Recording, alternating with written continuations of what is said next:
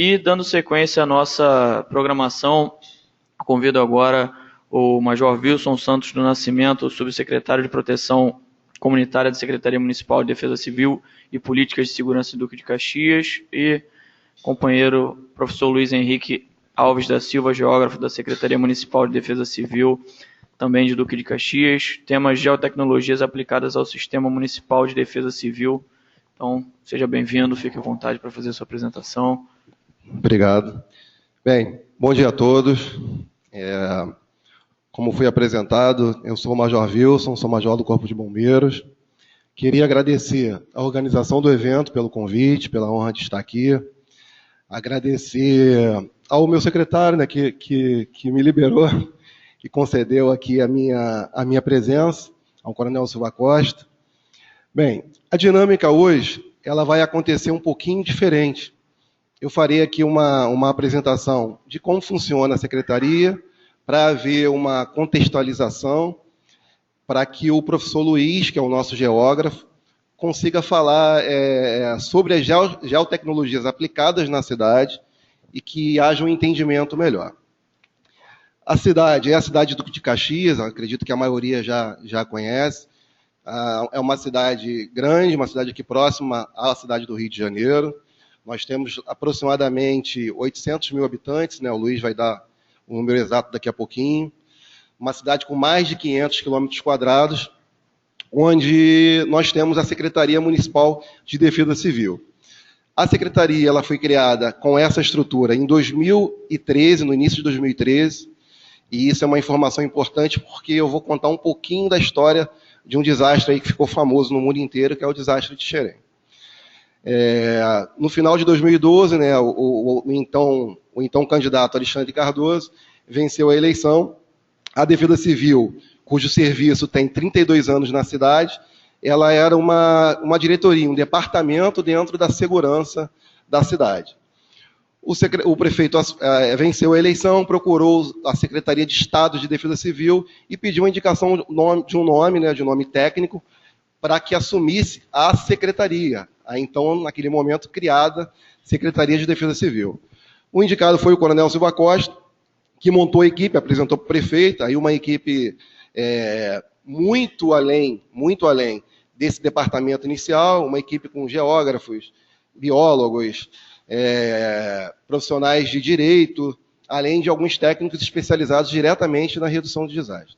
O prefeito aceitou, e eu destaco esse momento, porque essa secretaria foi criada no dia 1º de janeiro de 2013, e logo no dia seguinte, mais precisamente do dia 2 para o dia 3, houve o desastre de Xerém.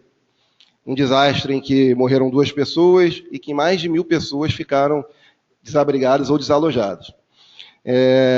Posso falar como técnico, como especialista, se a estrutura anterior estivesse na cidade, a resposta a esse desastre seria muito complicada. Seria um outro desastre, na verdade. Mas, por obra aí dessa decisão do prefeito, a resposta pôde ser a contento e a gente conseguiu administrar e diminuir as consequências desse desastre.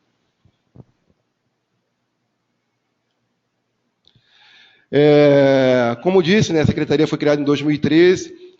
No final de 2014, ela incorporou o assunto de segurança. Então, a parte da Guarda Municipal, que pertenceu à Secretaria, passou a incorporar o nosso assunto.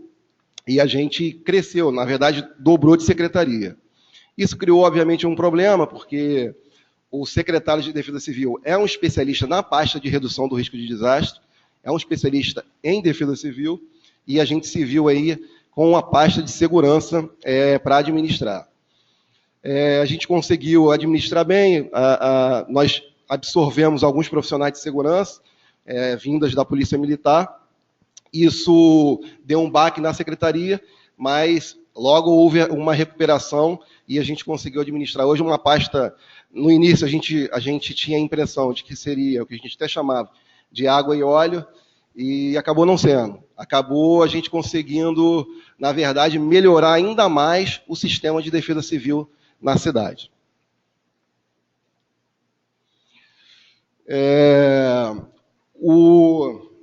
objetivo principal de qualquer agência de defesa civil, ela é estabelecida por uma legislação, que é a Lei 12.608, que é a lei que trata da Política Nacional de Defesa Civil, Política Nacional de Proteção e Defesa Civil. Então, o termo redução do risco de desastres não é o Major Wilson que está inventando, ela é estabelecida em lei. Mas ela é mais do que isso.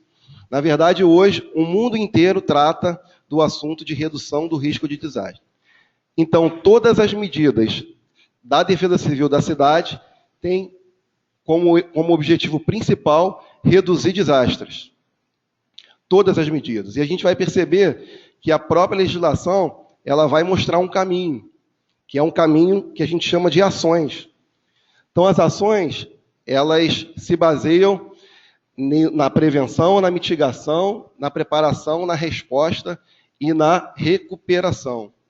Na verdade, a gente tinha uma terminologia anterior chamada de reconstrução. Bem, prevenção, a gente na cidade executa algumas atividades. Por exemplo, como é que a gente previne um desastre? Como é que a gente previne uma situação de emergência? Se eu tiver uma área que existe um risco de deslizamento e eu for fazer uma obra estrutural, uma cortina atirantada, por exemplo, eu vou realizar essa obra e aquele risco de deslizamento, a gente não trata em redução de risco de desastre de eliminar o risco, mas a gente diminui sobremaneira esse risco. A gente tem um risco extremamente reduzido, através de uma obra estrutural, como por exemplo. Mitigação, o que seria mitigação? Mitigação é a redução, é a ação que a gente faz para, se o acidente acontecer, a gente reduzir as consequências desse acidente. Então, se eu tenho um bueiro onde junta muito lixo, se eu conseguir realizar um trabalho de limpeza desse bueiro, mesmo que chova muito, mesmo que haja um alto índice pluviométrico, eu vou diminuir o tempo, ou seja, eu vou aumentar o tempo de inundação. Se o bueiro estiver sujo e entupido, a rua vai inundar muito mais rápido que se o bueiro estiver limpo. Na resposta, a gente tem uma equipe, por exemplo, de 24 horas por semana, ou melhor, desculpem, 24 horas por dia, que atende aos chamados de emergência. Então, a qualquer hora, quem estiver na cidade, ligar 199, vai ser atendido. E a Defesa Civil, ela não é o Corpo de Bombeiros, né? Eu, além de ser profissional de Defesa Civil, eu sou oficial do Corpo de Bombeiros. O Corpo de Bombeiros é um órgão de resposta propriamente dito. A Defesa Civil, ela é um órgão articulador. Mas sim, se você chamar a Defesa Civil, tem lá um grupo 24 horas por dia, que vai em apoio para poder administrar uma situação de emergência. Um desastre rodoviário, um acidente com produtos perigosos, um incêndio, um vazamento, o que seja. Na recuperação, a gente age, a gente tem função na recuperação diretamente, mas é muito mais com o apoio de órgãos ligados ao sistema. Porque a Defesa Civil ela não é um órgão direto, ela funciona como um sistema. Então, por exemplo, lá no desastre de Xerém que eu citei, houve a destruição de uma ponte. Quem vai reconstruir a ponte não sou eu, não é a Defesa Civil. Quem vai reconstruir a ponte é a Secretaria de Obras. Então, todas as secretarias de um município, eles estão ligados diretamente ao sistema de Defesa Civil, onde existe um planejamento na cidade, chamado PEM, que é o plano de emergência da cidade, onde a gente trata e planeja antes, obviamente. A gente não planeja nunca na hora do desastre, na hora da emergência. Eu pulei a preparação de propósito. A preparação é justamente a minha responsabilidade na cidade. A minha subsecretaria trata justamente do contato com essa população e a minha função principal é desenvolver a resiliência em desastres na cidade.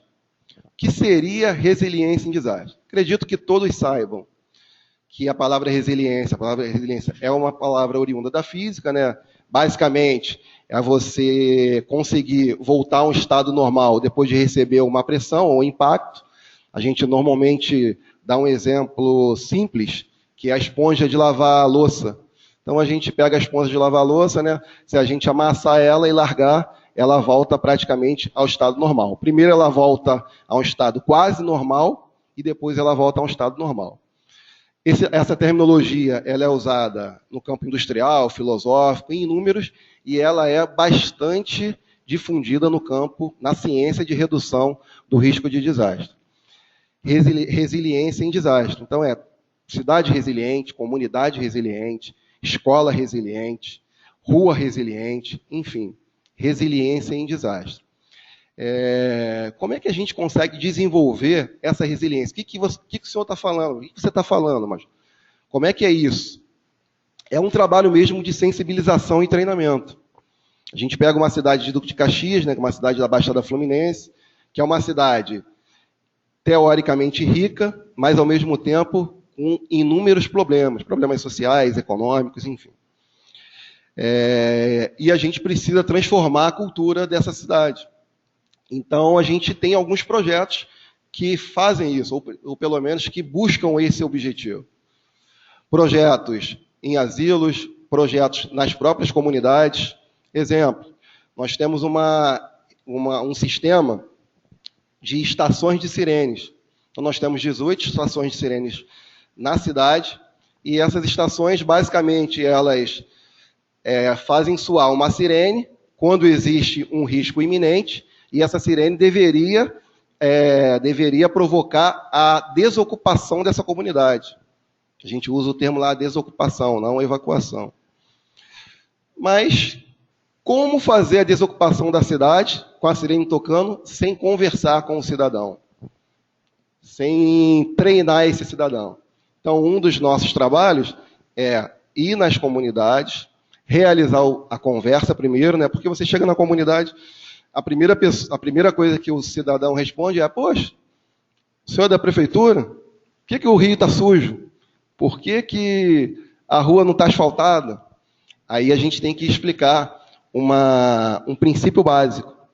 Olha, eu entendo o senhor tem razão, mas eu não estou aqui para isso.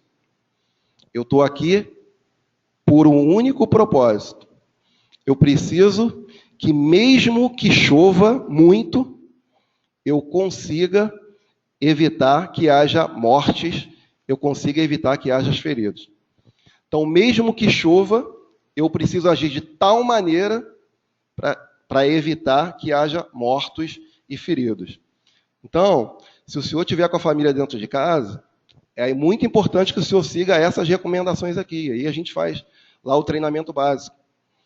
E a gente tem obtido algum sucesso, porque é uma questão mesmo de vida ou morte.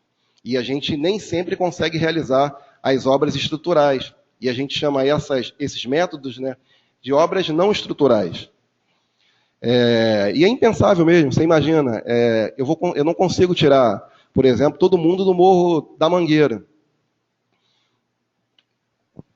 Tecnicamente falando, o correto seria eu retirar todo mundo dessa área de risco, mas é impossível. Como diz meu filho, na vida real, é impossível eu promover isso. Eu não tenho, é uma área de turismo, patrimônio já nacional, patrimônio cultural, é impossível. A área de Petrópolis, né, onde mora o professor Luiz, é uma área extremamente de risco. Eu não tenho lá como eliminar todas as pessoas ali de Petrópolis. Não existe isso. Na vida real, isso não existe.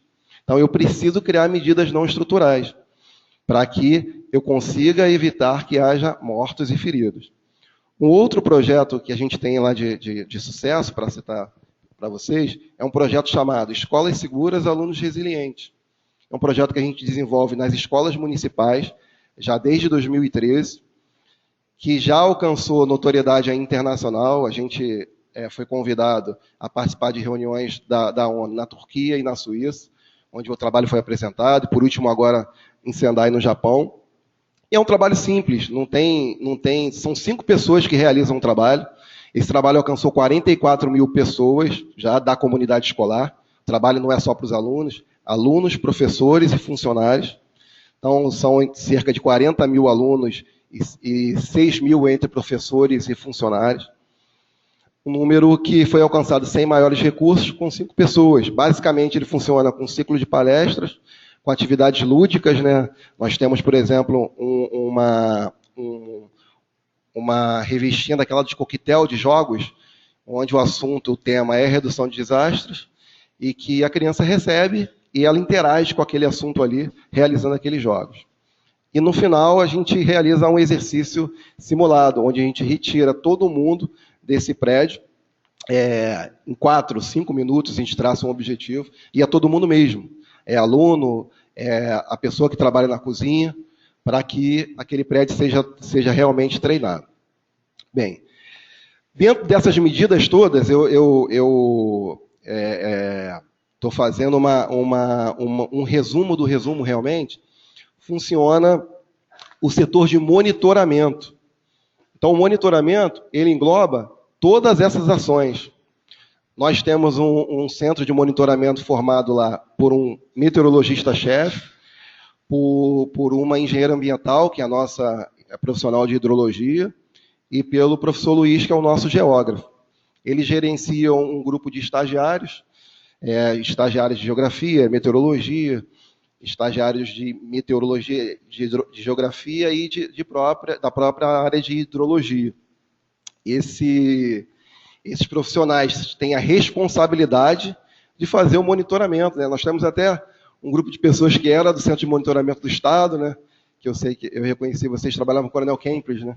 Aqui no Estado. Foi? Isso, com o Major Werner posteriormente. O Major Werner está até no Japão, né, fazendo aquela interação com os JITs. Bem, essas pessoas, elas trabalham 24 horas por dia. Claro que existe uma escala e um revezamento para saber quando vai chover, como vai chover, em que área vai chover, quando chove, qual o rio que vai afetar, se vai transbordar, se não vai transbordar, enfim. É o departamento responsável por monitorar a cidade. E dele é que desperta o sistema de sirene, desperta a gente fazer um debrief para poder modificar a forma que a gente aborda ao cidadão, a forma que a gente treina o cidadão. A gente possui lá um centro de treinamento que a gente oferece gratuitamente para esses cidadãos. Treinamentos básicos. Então, a gente forma normalmente 2.500 pessoas por ano, num centro que a gente chama de CETRED, que é o Centro de Treinamento para Desastres.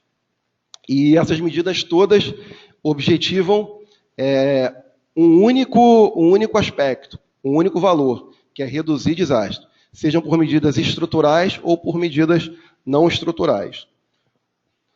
Uma outra, além da Lei 12.608, a nossa referência, ela na verdade, ela tem como base também um documento internacional. Então, a Organização das Nações Unidas criou em 2005 o Marco de Ação Diogo, que nada mais é do que um conjunto de referências para que as cidades, estados e municípios façam medidas que reduzam efetivamente os desastres em seus territórios. Em Sendai, como o Marco de Ação Diogo venceu em 2015, foi feito o Marco de Sendai, que tem 15 anos aí, de duração. Em 2015, esse Marco de Ação Diogo ele foi atualizado e foi ampliado para o Marco de Sendai. E a gente hoje vive sobre esse Marco de Sendai. Uma das medidas produzidas nesse aspecto é uma campanha da ONU internacional. É uma campanha denominada Construindo Cidades Resilientes, Minha Cidade Está Se Preparando. Então, a gente tem ali uma espécie de contrato, né, de diploma ali em cima, que o prefeito da cidade assina de um lado e a chefe do escritório, a chefe do escritório de redução do risco de desastres no mundo inteiro assina do outro lado. A cidade se compromete a realizar diversas ações para reduzir desastres em seu território. Aí eu já citei alguns exemplos, a gente criou lá um outro exemplo, o Dia Municipal para Redução de Desastres, onde a gente reúne lá na praça principal da cidade mais de 45 agências. Essas agências elas vão para a praça principal demonstrar o que estão fazendo em prol da redução do risco de desastre. A cidade ela possui uma pérola, um tesouro muito grande, que é o que a gente chama de rede CIVAC, que é a rede de servidores, voluntários e amigos da comunidade, onde nós temos hoje aproximadamente 6.000 pessoas cadastradas, e essas pessoas, elas são cadastradas, identificadas, né, elas recebem um crachá de identificação, alguns materiais como capa de chuva de voluntário, bolsa tipo bornal para colocar seus equipamentos, e caso elas atuem na prevenção ou na resposta, elas estejam preparadas, através dos nossos cursos e através desse cadastramento. Então, essa rede de voluntários, ela é previamente treinada e cadastrada, para que a gente saiba exatamente com quem a gente está trabalhando. Bem, basicamente, nós temos essas ações, então a gente tentou fazer a contextualização de como funciona a secretaria na cidade, do que ela desenvolve, qual é o objetivo principal. É óbvio que nós temos 4 anos lá, a gente teria muito mais para dizer, mas era importante criar esse contexto para que o professor Luiz pudesse expor quais geotecnologias são aplicadas e por que elas são aplicadas. Qual o objetivo que elas são aplicadas. Então, eu queria convidar o professor Luiz Henrique, que é o nosso geógrafo da cidade, passar a palavra para ele e agradecer aí a atenção de todos. Bem, boa tarde a todos. Meu nome é Luiz Henrique, sou geógrafo da Secretaria Municipal de Defesa Civil. Assim como o Major Wilson explicou aí brevemente as ações da Secretaria Municipal, dentro daquele momento ali da preparação, a gente desenvolve os mapeamentos baseados na cidade. Bem, os mapeamentos relacionados à defesa civil são mapeamentos simples, mas extremamente importantes para o conhecimento do território. Então, uma breve introdução aqui do município. Caxias é uma cidade com uma população estimada em 2016 de 886.917 habitantes. Espera-se já que no próximo censo, em 2020, a cidade do Duque de Caxias já tenha 1 milhão de habitantes. Então, como o Major falou, nós tínhamos um efetivo muito pequeno da Defesa Civil para abranger um território não tão grande, né, uma unidade territorial não tão grande, mas com um contingente populacional muito grande. Nós temos uma unidade territorial de 467 km², temos uma densidade demográfica total no município de 1.828 km por habitante, mas um exemplo gritante aí é a densidade demográfica do primeiro distrito, que chega a mais de 8.000 habitantes por quilômetro quadrado. Então a gente tem um adensamento populacional muito grande na cidade. E isso acaba por potencializar os riscos de desastre que nós temos no município, né? Então, exemplos dos desastres que nós já tivemos em Duque de Caxias. Esse foi uma corrida de detritos que nós tivemos, né, a famosa enxurrada que nós tivemos em Xerém, em janeiro de 2013, no 4º distrito, onde esse canal que vocês podem ver aqui tinha em torno de 3 metros de largura. Hoje, se vocês forem lá dentro da Reserva Biológica do Tinguá, a gente tem esse canal aqui, tem quase 30 metros de largura. Então, a gente cresceu quase 10 vezes, né, a vazão do rio quase cresceu em 10 vezes o volume de água, e a gente teve um grave problema lá no distrito, no 2º dia de atuação dessa atual secretaria.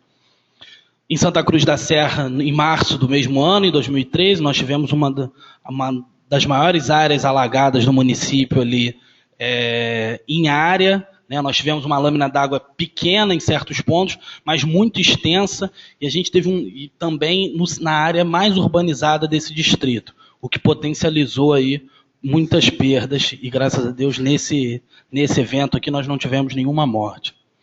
Outro evento, em maio de 2013, 2013 foi um ano muito complicado para o município, nós tivemos o evento da Petrogold, que foram 6 tanques, não foi, comando? 6 tanques de combustível dentro de uma área totalmente urbanizada, também entrou em colapso, nós tivemos lá esses combustíveis queimando por quase 3 dias. E o último e mais intenso aí que nós tivemos foi um intenso pluviométrico em janeiro desse ano, onde nós tivemos aí no 1º distrito, no 2º, no 3º e no 4º, chuvas assim de montas muito grandes para um dia de chuva, né, que acabou colapsando a cidade em vários pontos de inundação, em vários pontos de escorregamentos que nós temos no município, apesar de estarmos na Baixada. Bem, As aplicações de geotecnologias que nós temos dentro do município, como eu falei, são simples, mas são geotecnologias que dão uma resposta muito interessante para o trabalho da Defesa Civil. A primeira e mais importante delas é o PMRR, que é o Plano Municipal de Redução de Riscos, que é um plano que foi desenvolvido em parceria com o Ministério da Integração Nacional e levantou todas as áreas de risco geotécnico do município, levantando 96 pontos de risco geotécnico, que são as áreas divididas em graus diferentes de risco e que nós baseamos todo o trabalho de desenvolvimento da Defesa Civil, tanto na parte de recuperação, tanto na parte de preparação, em cima desse plano que é o principal documento do município. Ainda foi desenvolvido, dentro dessa gestão atual, um geoportal, onde a gente faz todo o georreferenciamento das ocorrências, dos nossos pontos de apoio. A gente, na realidade, às vezes eu comento dentro da secretaria, que nós realmente fazemos um processo de georreferenciamento da cidade. Nós temos uma base comum da prefeitura, numa escala 1:2000, e a gente planeja o trabalho da Defesa Civil em cima do georreferenciamento das nossas unidades. Das unidades de Corpo de Bombeiro, das unidades dos NUDEC, que são os núcleos de Defesa Civil, que vocês vão ver mais na frente, né? São nos levantamentos hidrológicos desenvolvidos lá pela engenheira Fernanda, que trabalha lá comigo, os levantamentos geotécnicos que a gente desenvolve nos mapeamentos de risco a deslizamentos, e até nas ações de proteção comunitária, a batuta do Major Wilson, que são os NUDECs, as escolas e as localizações das pessoas portadoras de necessidades especiais. Então, aqui um exemplozinho do Plano Municipal de Redução de Risco. Nós temos todas essas áreas mapeadas para o município como um todo. Nós temos isso não só em forma impressa, mas nós temos isso tudo em banco de dados. E esse banco de dados é que serve como base para o desenvolvimento do trabalho da Defesa Civil. Então, a gente, com esses pontos e esses setores que vocês podem ver aqui, que são esses setores mais alarmantes, esse vermelho aqui, se não me falha a memória, é risco 3 e o roxo é risco 4, nós temos como identificar essas áreas e potencializar o trabalho das ações operacionais da Defesa Civil. Se eu estou tendo uma crise, eu sei quais são as áreas onde eu vou acionar as sirenes primeiro, para onde eu tenho que direcionar as equipes de Defesa Civil, quais são os pontos de apoio que eu vou abrir primeiro, quais são as escolas que eu vou precisar acionar, para que a gente possa responder melhor a esses riscos já pré-determinados pelo PMRR. Outro sistema muito interessante a gente desenvolveu lá na secretaria, junto com o Major Jorge, que é nosso assessor de tecnologia da informação, foi um sistema que ele chama de módulo Geoportal, que é um sistema de posição de todos os elementos necessários dentro da Defesa Civil. Ele é um módulo produzido em PHP, é um módulo simples, um desenvolvimento simples na área de TI, que suporta toda a base do Google Earth, e a partir dessa localização atual, a gente tem um menuzinho aqui que a gente vai entrar. Os tipos de apoio, um ponto de interesse, cadastrar um ponto de interesse, a gente emite um alerta, pode gerar um mapa, até a gente tem um setor de CEMADEM para disponibilizar os alertas, disponibilizar os boletins meteorológicos e afim. Nós temos esses tipos de pontos de interesse. Nós podemos cadastrar os pontos de apoio, que são as áreas onde a Defesa Civil vai atuar no momento da crise, onde ela vai poder gerenciar a crise em loco. Então, são vários pontos de apoio que nós temos mapeados pela cidade, que vão nos dar suporte no momento da crise, na gestão do desastre, seja na logística, seja no abrigo das pessoas e assim por diante. Os abrigos, que são poucos no município, a gente evita de trabalhar os abrigos dentro da escola, dentro das escolas, como é na maioria dos municípios. A gente tem uma ligação muito, muito interessante com as igrejas do município, de maneira a gente tirar os abrigos das escolas, para a gente evitar que quando, normalmente as chuvas são no período de férias das crianças, mas quando as crianças voltam para a escola, as escolas muitas das vezes estão funcionando como abrigo. Nós tivemos isso em 2011 na região serrana e acabou por atrapalhar o período letivo. Então, é uma forma que a gente tenta, em Duque de Caxias, evitar o uso das escolas. A gente tem os pluviômetros, todos que existem dentro do município mapeados, as sirenes, os portadores de deficiência física, deficiência auditiva e deficiência visual dentro das comunidades. Além das escolas e as igrejas, que são pontos que a gente chama de pontos de interesse. Nós temos o cadastro do ponto de interesse, a gente tem um tipo de ponto A gente faz uma breve descrição desse ponto, né, unidade da Federação Rio de Janeiro, e o logradouro, número, bairro, e a gente define a latitude e a longitude. Pode parecer estranho a gente usar o endereço como uma forma de georreferenciamento em cima da base do Google, mas isso nos dá uma facilidade de comunicação com toda a equipe que nós temos na Defesa Civil. A gente não precisa de um profissional extremamente capacitado em geotecnologias, a gente consegue que uma pessoa com uma capacidade de informática, digamos assim, mais reduzida, consiga acessar, consiga fazer esse cadastro, e isso até nos facilita mesmo na comunicação com os voluntários, que muitas das vezes podem nos apoiar na produção desse banco de dados. A partir disso, com esse número, esse logradouro, isso gera uma latitude e longitude pelo Google Earth, e isso é plotado no mapa, a gente faz as observações aqui e salva isso dentro do banco. A partir disso, acho que ficou repetido aqui, perdão. A partir disso, a gente gera um banco de dados, uma planilha, né, onde a gente tem todos os tipos de pontos de interesse salvos ali dentro. Né? Eu posso identificar uma foto para cada um deles. Aqui, no caso, eu tirei as fotos para não pesar lá no meu banco.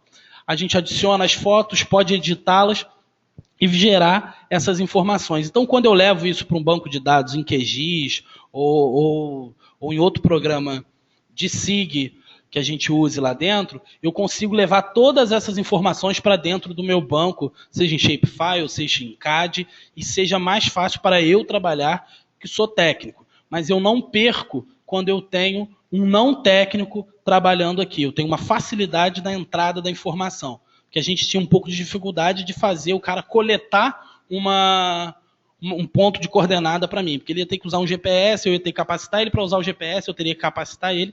E, além disso, o próprio ponto de verificação, esse ponto de interesse, ele pode ser localizado apenas com uma foto. Se a gente inserir uma foto georreferenciada dentro do banco, o banco ele automaticamente já define a localização a partir da geoinformação tirada com o próprio celular. A maioria dos celulares hoje tem uma geoinformação na foto. Então, se sua foto tiver lá a geoinformação, as coordenadas, automaticamente o banco puxa essa informação da foto e plota esse ponto aqui dentro do banco. Então, a gente tem essa facilidade. O próprio agente na rua, ele tira a foto, me envia a foto e eu ploto ela aqui dentro do banco a partir da própria foto. Isso é um diferencial bem interessante. Então, a gente define aqui, né, na hora de cadastrar, o tipo de ponto de interesse que eu quero visualizar no mapa. Perdão, isso aqui já é a visualização. Né? Quando eu quero visualizar meu mapa, eu escolho aqui o que eu quero ver. Se eu quero ver as vistorias, se eu quero ver portador, o ponto de apoio, abrigo, pluviômetro. E eu ploto isso. Isso gera um arquivo KMZ. E eu posso ver isso diretamente no Google Earth, ou posso importar isso dentro de qualquer outro programa de SIG que a gente utilize lá. Então, isso me facilita. O grande facilitador do nosso trabalho é a facilidade da entrada do dado. Eu não tenho uma dificuldade na geração desse dado. Isso vai se repetir também, né? Então, a gente tem uma série de análises feitas pelo Geoportal. Então, aqui, isso aqui é um exemplo lá do 4º distrito, do distrito de Xerém, no bairro de Xerém, né? Onde eu tenho a sirene, que afeta toda essa área, e tenho aqui os pluviômetros que compõem essa área. Então, a partir lá, durante o monitoramento dos meteorologistas, eles acompanham os pluviômetros, eu já sei qual sirene que eu preciso acionar. Então, eu tenho uma facilidade na comunicação ali dentro, a informação se torna mais rápida para o disparo operacional. Assim como aqui eu também tenho os pluviômetros cruzado com esses pontos de exclamação aqui, que são as ocorrências registradas pelo município, registradas pela Defesa Civil. Bem, o módulo de vistorias é um módulo muito parecido com esse geoportal dos pontos de interesse. Como o Major Wilson já citou, nós temos uma equipe de plantão 24 horas, uma diretoria de engenharia e as providências a serem tomadas. Isso funciona realmente nessa escalinha aqui. O plantão atende a ocorrência, a diretoria de engenharia verifica aquela ocorrência, e define quais são as providências a serem tomadas. Isso, assim que essa informação entra no sistema da Defesa Civil, aqui no plantão, seja a qualquer hora do dia que for, o comunicante de plantão ele lança isso dentro de um sistema já com o endereço. Então, previamente, a gente já tem uma ideia da geolocalização daquela informação. Então, aquele evento que eu mostrei para vocês em janeiro de 2016, a gente teve quase que um acompanhamento de geolocalização, quase que in time das ocorrências. À medida que a ocorrência entrava no sistema pelo telefone, o comunicante lançava essa ocorrência no sistema, eu já automaticamente conseguia baixar lá de hora em hora, eu baixava os KMZs e eu conseguia atualizar meu banco, e eu já estava vendo, acompanhando durante quase 48 horas, né, Major Wilson? Quase durante 48 horas de chuva, que nós acompanhamos a chuva, eu de hora em hora eu conseguia atualizar meu banco e perceber como é que estava a espacialização das ocorrências no município. E isso nos facilitou muito na hora de abrir o gabinete de gestão de crise, que a gente conseguiu facilitar o deslocamento das equipes da cidade. Não só as equipes de defesa civil, mas equipe de serviços públicos, equipe de obras, as retroescavadeiras que tinham locais que estavam com rios entupidos, assoreados, e que a gente conseguiu facilitar tendo essa noção da geoespacialização que a gente tinha da geoespacialização das ocorrências. Então aqui a gente tem um módulo de vistorias, eles vão entrando, a gente insere as informações aqui, sejam elas quais forem, endereço, bairro. A partir também da foto daquela vistoria, a gente já consegue setar a informação posteriormente, mas automaticamente quando o nosso comunicante ele lança o endereço da pessoa aqui, isso já é plotado nessa próxima página que já aparece ali se o endereço quase full time ali. A partir do momento que ele lança o endereço, eu já tenho a geolocalização aqui no mapa. Isso facilita até a própria equipe em deslocamento para aquele lugar, que ele já sabe previamente aonde ele vai, se é uma comunidade, se é uma área de risco, de segurança pública, se é uma comunidade que ele vai entrar com um carro tracionado, ele consegue entrar com um carro comum, qual o melhor caminho que ele vai fazer, isso já consegue ser visualizado aqui, até antes mesmo da equipe sair. E isso vai gerar um mapa para a gente lá que vão ser todas as ocorrências. Isso aqui são ocorrências só desse evento de janeiro de 2016 que nós tivemos aí no município de Duque de Caxias. Entre elas aqui deslizamentos, alagamentos, inundações e afins. E a partir disso, a gente dentro do centro de monitoramento, em parceria com a Universidade do Grande Rio, a gente tem uma parceria com ela, nós desenvolvemos uma série de trabalhos de pesquisa para fazer a identificação das áreas de risco em Duque de Caxias a partir desses dados georreferenciados. Então aqui a gente já tem um trabalho lá desenvolvido pela Fernanda, que a gente já tem uma mancha de inundação do município, e essa mancha ela está junto com esses pontinhos mais roxos e vermelhos que vocês podem ver aqui. São esses pontos de ocorrência. Então aqui a gente não vê essa mancha de inundação, porque ela está numa cota muito alta, e a gente está fazendo, ainda está desenvolvendo um modelo de inundação para essa bacia aqui, que abrange quase toda essa área que vocês estão vendo aqui. Mas vocês podem ver que a maioria dos meus pontos de inundação aqui caem dentro da mancha. Então a gente já consegue definir uma área prioritária para as ações de defesa civil, até para o planejamento do próprio município, a partir dos mapeamentos feitos pela Defesa Civil. Aqui também um outro exemplo da identificação dos setores de escorregamento para o 3º e 4º distrito aqui de Duque de Caxias, onde a gente está fazendo um projeto aqui já para atualização do Plano Municipal de Redução de Risco. Outro ponto que nós utilizamos, as nossas informações geográficas, para a localização dos simulados, para os simulados que ocorrem nas comunidades em Duque de Caxias, além dos simulados de sirene, nós temos o simulado de desocupação do polo petroquímico, que é a REDUC, que o Major Rogério citou aqui antes. Então, juntamente com a APEL lá, nós temos... a gente desenvolve o mapeamento dos simulados, então a identificação de onde vão estar as vítimas, quais são as rotas de entrada e saída das ambulâncias durante o simulado, e também se houver realmente um evento que ocorra ali real. O outro exemplo aqui do último mapa, esse aqui foi 2014. 2015. Nós tivemos a Ali Combustíveis, então nós temos a área afetada aqui, a trajetória até o ponto de apoio, quais são as linhas de isorrisco da empresa, até nós chegarmos no mapeamento mais operacional da Defesa Civil, que é o sistema 2C2I, que é o nosso sistema para inundação e escorregamentos, onde a gente faz toda a gestão do desastre, seja ela lá em tempo real ou para estudos posteriormente. Nós desenvolvemos ela toda baseada nessas geoinformações que nós vamos colhendo durante todo o ano, seja em tempo de normalidade ou em tempo de crise, das informações que vão entrando no sistema da Defesa Civil ali. E, posteriormente, depois da junção da questão da segurança pública dentro da Defesa Civil, nós ainda tivemos também agora, a pedido lá da chefia da Guarda Municipal, a gente desenvolveu umas plantas do município para eles, com alguns pontos de interesse, né, para a Patrulha Maria da Penha, que foi uma patrulha instituída lá na cidade de Duque de Caxias no último ano passado, né, ou esse ano. O sistema 2C2I, que o Major está pedindo aqui para a gente descrever um pouquinho melhor, é o sistema de sirenes do município, que é o sistema que compete tanto as sirenes para escorregamento, quanto uma inovação que existe em Duque de Caxias, que são as sirenes para inundações. Então esse sistema, ele tanto abrange as áreas para escorregamento, como aqui, principalmente nessa região aqui do município, na bacia do Rio Saracuruna, que nós temos as inundações, as sirenes para inundação.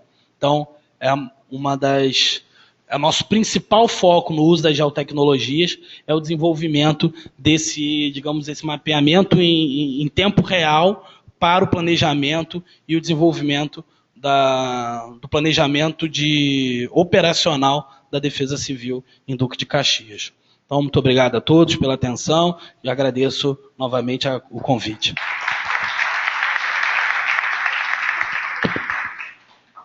Bom, parabéns aos dois pela apresentação, muito obrigado mais uma vez pelas explanações. Aproveitando a participação de vocês, antes de abrir para as perguntas do público, eu mesmo gostaria de perguntar uma coisa para vocês. A gente tem aqui na cidade do Rio, tá, o Centro de Operações aqui do Rio, que é um programa bem grande, que envolve a Defesa Civil e outros setores de monitoramento, alerta, entre outras questões. A pergunta é, se existe algum tipo de projeto semelhante dentro do município de Duque de Caxias e se há também algum tipo de integração de lá da secretaria de vocês com outros municípios aqui do estado do Rio de Janeiro. Bem, na dimensão que existe aqui no Rio, não.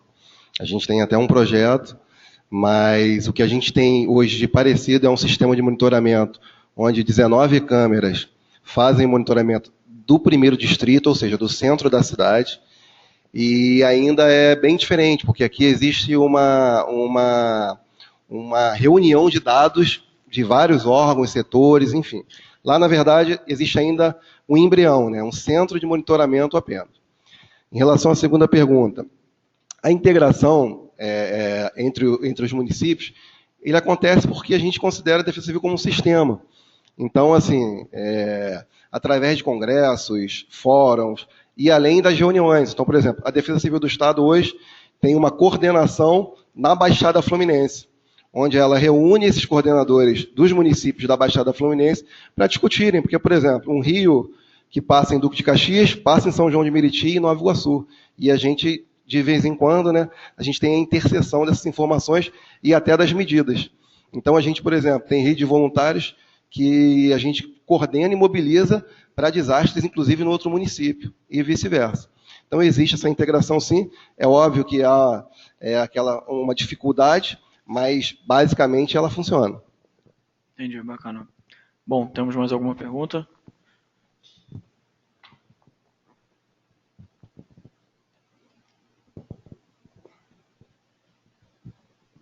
Major Luiz Henrique, primeiro gostaria de parabenizar aí pelo sistema. A gente sabe que esse tipo de sistema é um sistema que salva vidas, então acho que é importante. A gente, quando fala de prevenção de desastre, a gente sabe que tempo de resposta é quase tudo, né? É uma coisa importante. Mas mais importante que isso, eu considero o planejamento. E aí, na questão do planejamento, o Major apontou uma situação que eu queria ouvir um pouquinho mais do senhor, que foi sobre a questão da limitação, na realidade, que vocês têm em função de relocação de pessoal por conta de uma área de patrimônio, né? Então, foi lá no Morro da Mangueira que o senhor citou. Então, eu queria entender um pouquinho sobre a autonomia da prefeitura para contestar esse tipo de situação, já que ela é responsável pelo planejamento urbano, né? Se cabe a ela fazer o planejamento urbano e dentro do planejamento dela existem áreas de risco identificadas pela sua secretaria, como é que se faz essa contestação de uma questão patrimonial, que aí eu entendo pode ser até um patrimônio do Estado ou um patrimônio federal? Eu vou responder. Como é que é seu nome? Hermano, eu vou responder isso no lugar do Major Wilson. Dentro do planejamento urbano de Duque de Caxias, nós temos o plano diretor de Duque de Caxias, ele foi aprovado a toque de caixa nas gestões anteriores. Então, hoje a gente tem um projeto lá que une várias secretarias do município para renovar esse plano diretor. Mas em Duque de Caxias nós temos, eu não me lembro agora a porcentagem exata, mas gira em torno de entre 25% e 35% do município de Duque de Caxias é terra da União. Então, por exemplo, para você ter uma ideia, toda a bacia do Iguaçu que compõe o município de Duque de Caxias, a gente tem pouca gerência sobre essas áreas de patrimônio. A gente, patrimônio cultural, nós temos, por exemplo, a APA São Bento, a gente tem patrimônio cultural, mas o patrimônio ambiental, por exemplo, que nós temos dentro do município, que é a Rebio Tinguá, que é a APA Petrópolis, nós não temos gerência sobre isso, porque estão em outras esferas do governo. Então, nós temos, por exemplo, uma área de risco em Duque de Caxias, que é a questão da Reduc, que é uma de risco tecnológico, que não é gerência do município. Nós temos uma Câmara Técnica que reúne vários setores para poder discutir esse planejamento, mas as áreas de risco, que são, digamos assim, que a tomada de decisão seja do município, a gente faz um trabalho esse planejamento é feito junto dentro da prefeitura. Mas por muitas áreas do município serem terras da União, a gente tem uma dificuldade maior de fazer gerência sobre essas áreas. Na APA São Bento, por exemplo, a gente teve, que é uma área de proteção ambiental, é uma área de reserva da Marinha, a gente tem um pouco de dificuldade de acesso, a gente fez a remoção de algumas casas que estavam em área de risco, era área de invasão, passou 6 meses, a gente tinha as ocupações lá de novo. Porque é uma área, como não é uma área de gerência do município, a gente tem um pouco de dificuldade de gerir realmente essas áreas. O planejamento existe dentro do município, mas a gestão se torna um pouco complicada porque a terra não é patrimônio nem do município, nem particular. Então a gente tem um pouco de dificuldade nesse gerenciamento. Não sei se de repente o Major Wilson tem alguma coisa a complementar. Respondeu em pauta. A verdade, o Luiz expressou muito bem, como qualquer lugar, né? A gente, como eu citei no início da apresentação, a gente teve condições de ir em alguns países para conhecer o planejamento, os seus planejamentos, né, em relação à redução do risco de desastre. E a gente percebe que ainda aqui no Brasil, a cultura de redução do risco de desastre está muito aquém, até mesmo de alguns países da América Latina. A gente esteve no Equador, na Colômbia, e a nossa cultura ainda, talvez porque a gente não tenha terremotos, tsunamis, mas isso é uma ilusão, né, no evento de 2011, na região serrana, foram mais de 1.000 pessoas, a mesma coisa agora do terremoto do Haiti. Então os números, eles reproduzem diferente, mas a gente ainda está muito incipiente nesse assunto. E a organização, principalmente de agências governamentais, quando a gente trata de município com Estado, ou de Estado com governo federal, ainda é deficitária. Há de se trabalhar ainda muito para que esse sistema de defesa civil vire um sistema efetivo e consiga realmente realizar de forma mais eficaz trabalhos para reduzir desastres.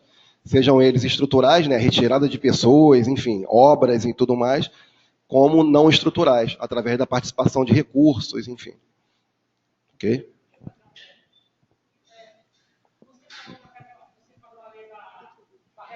Da Petrobras, né? Ali naquelas áreas todas, até Bom Retiro, Xerém, né? Vocês têm algum plano especial assim de emergência na área na área de risco, de desastre? Vocês têm? Porque eu falo Petrobras porque eu achava que a Petrobras devia, como é o ser maior do país, que é Caxias tem pago pela Petrobras, eu achava que, eu não sei. Eu trabalhei lá como técnico de mecânica e nós temos um treinamento lá dentro. Lá tem um corpo de bombeiro, que vocês sabem, né? No final, né? que dá suporte, né, em caso de emergência, né? Mas eu vi assim muito pouco nos treinamentos que nós temos lá, na integração, que chama integração, né? Todos passam por aquele treinamento. Eu não vi muito nessa parte de desastre que aconteça, porque é uma fábrica de petróleo e tudo corre risco. As tubulações por via de petróleo. Eu pergunto, vocês têm alguma emergência? Essa que é a minha pergunta, entendeu? Porque é muito perigoso. Não, entendi. E agradeço ao senhor pela pergunta, que é até uma oportunidade, né? A gente tem, como a Reduc, ela é um polo petroquímico, e não só existe a Reduc, né? Nós temos Suzano, Supergasbras, diversas empresas, Rio Polímeros, diversas empresas químicas que apresentam risco realmente, e a gente tem muita dúvida em relação a como é administrado e coordenado esses riscos. Basicamente, a gente tem algumas medidas bem interessantes lá. Então, primeiro, o Corpo de Bombeiros instalou o grupamento de operações de produtos perigosos, ali logo no início, em frente mesmo à refinaria. Esse grupamento é especializado, eu tive a oportunidade de servir e fazer um curso lá, eu me especializei, né, nessa área de produtos perigosos. Na região, existe também o Plano de Auxílio Mútuo, o PAN, onde todas as empresas elas realizam reuniões de planejamento, traçam um plano e realizam exercícios simulados. Então, o professor Luiz ele demonstrou ali sucintamente que a gente realiza um simulado todo ano, onde a gente simula realmente um acidente em uma dessas empresas. Qualquer uma, Reduc, Suzano, Rio Polímeros, enfim. Simula uma explosão, essa explosão causa a desocupação, a evacuação dessa planta industrial e ainda causa a desocupação e evacuação da comunidade que está ao redor. Então, assim, além do plano, além da presença do Corpo de Bombeiros, é realizado exercícios simulados o ano inteiro, tanto para as empresas, ou seja, para o público interno das empresas, como para as comunidades que estão ao seu redor. Aí a gente tem uma coisa bem bacana lá chamada Processo Apel. Processo Apel é justamente o órgão financiado por essas empresas, que é linkado à Defesa Civil e é o responsável por realizar treinamentos, avisos com essas comunidades. Porque uma coisa é eu morar em Ipanema, no Leblon, outra coisa é eu morar do lado dessas empresas. Então, realmente, eu preciso ser treinado, ter consciência e ter percepção dos riscos que eu estou exposto. Perfeito. Obrigado pela pergunta. Bom, parabéns mais uma vez pelo trabalho. Agradecemos pela apresentação. Então, muito obrigado.